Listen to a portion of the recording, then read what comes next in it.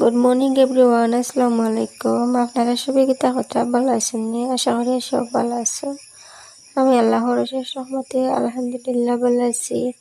প্রত্যেক দিন কুল্লাখানা স্কোয়ার একটা ভিডিও লই আইলাম। দেখতে পারা অত সুন্দর ফুল, মাশাআল্লাহ আলহামদুলিল্লাহ, দেখে অত বেশি ভালো লাগে। তো এই ফুল এগুন আবার 12টা বাজিবার আগে নিজে তাকে ফসিয়া পড়ে যাব। সকাল 8টার সময় ফুটে। তো এটা 8টার ফুল হইন, দেখতে অত সুন্দর লাগে। আপনারা এটা কথা সব ভালো আছেন নি? কমেন্টে জানাইবা। দেখতে পারা গাইস একটা বিয়ার প্যান্ডেল খুব সুন্দর করে সাজাইছেন। তো বিয়ে একটা হয়েছে আমার এক বান্ধবীর। আমার বান্ধবী এখনো আবিতা ছিলা এখনো। তো একজনের বিয়ে হয়েছে আর একজন এখনো আছেন ফরিদরা। তো তাই না এখন বাইরে ফরিদরা তানরে আর যে ফাইমু দেহ মহিলা কিচ্ছু নাই। তো তাই একজনের বিয়া। তো বিয়াত গাইস আমার দাওয়াত আসলো, আমি যাইতাম, কিন্তু আমি যাইতাম পারছি না। আপনারা বুঝতে পারা কে তার লাগে যাইতাম পারছি না। তো আমি গেছি না, আমি দুঃখিত, মানে যাইতাম পারলাম না। অন্য সময় হইলে আমি গেলাম অনেক গাইস, যদি শরীর আরাম থাকতো বা বর্তমানে এক পরিস্থিতির মাঝে আছে ইলা না থাকলে আমি গেলাম অনেক।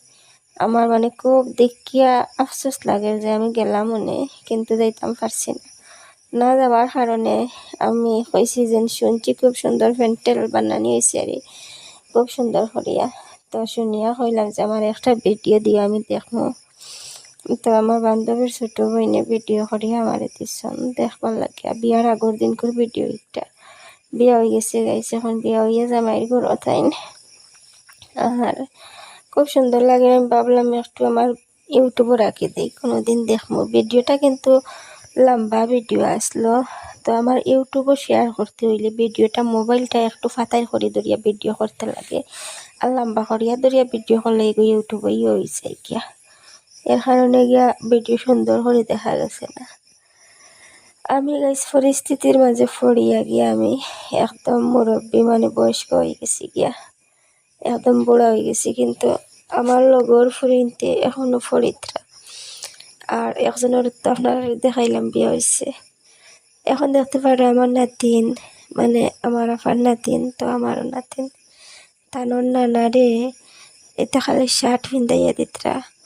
নমাজও যাইতা শুক্রবার দিন। তো ওখানে আইয়া দুলাভাই বইছন, তাই দেখিয়া কইল তুমি কেন কিতা নমাজও যাও, নমাজের সময় হয়েছে, আপনি নমাজও যাও কোয়া, এটা আঙ্গুল দিয়া দেখাইয়া খর আর যে সুন্দর লাগে। আমি একটু ভিডিও করছি না পারি, আমার কাছে ওলা সুন্দর লাগছে। আর এ দেখতে পারা আবার আইবো, আইয়া ডাকিয়া কইব যে আবার আও, তো তুমি নমাজও যাও, ও তা করে খালি। আর গাইছে আমার মাত মানে কি জানো কইতাম পারি না কতটুকু আপনারা সমঝিতে পাত্রা। আওয়াজটা একটু হয়ে গেছে গিয়া, মানে ইচ্ছা করি আর এই গলার আওয়াজ ছাড়িয়া মারতে পারি না, বোঝা যায় মাথে কিতাম হয়ে গেছে। আপনারা কইবা এমন এক বেটির ভিডিও দেখি একটা দিন তার মানে সমস্যা যায় না। আমার অত শখ ইউটিউবে ভিডিও করিয়া সফল হইতাম, কিন্তু এক বাজু হইলে আর এক বাজু হয় না বর্তমানে। মানে বাড়ি হান্তার যাই গিয়ে যাওয়ার পরে আবার কন্টিনিউ সুন্দর করে প্রত্যেক দিন করে সবটা শেয়ার করার চেষ্টা করবো গাইস। আপনারা লগে থাকবা, আমারে ফাউরিবা না। আমি বাক্কা আগে একদিন খুব গোপন একটা কথা কইছি না নিজে, আপনারা আমারে সারিয়া যাইবা না, লগে থাকবা, আমি ভিডিও দিমু।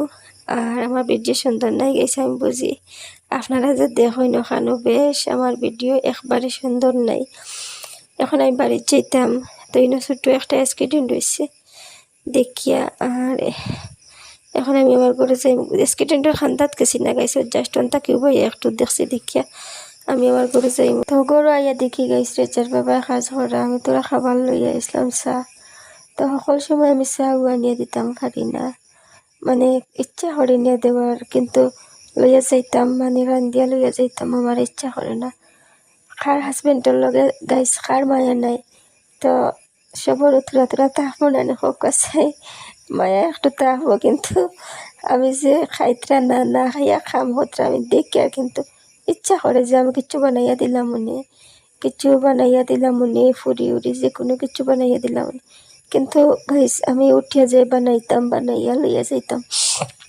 ওলাখান পারি না, আল্লাহর হুকুমিতে সব তার বাদে মানে বেশি খাবার খাইতাম পারি না, ওর কারণে মানে একদম খাইতাম পারি না, শরীরও বুঝে যায় মানে একদম বাইবেডারও মানে মতো খালে খাফিব শরীরও ওলা একটা অসুবিধা করে। ফ্রিজ এগু কিলা নষ্ট হয়েছে গাছ দেখতে পারা, তো এগু মানছি মুখ সার্ফ সাবন দিয়া সুন্দর করে মানজিয়া সুন্দর হইব ইনশাল্লাহ। যখন মানে মনের মাঝে কত তারিখ দিয়ে থইছি গাইস, কিতা কাম করতাম খালি তারিখ আছে যে আমি কোনদিন আরাম পাইমু আড়াইয়া সবটা পরিষ্কার করলে ওগুলাখান একটা তারিখ। আর এখন গাইস অত মজার একটা খাবার খাই আর আপনারা বুঝতে নাই, আমি বুঝি আর যে আমার কত মজার খাবার।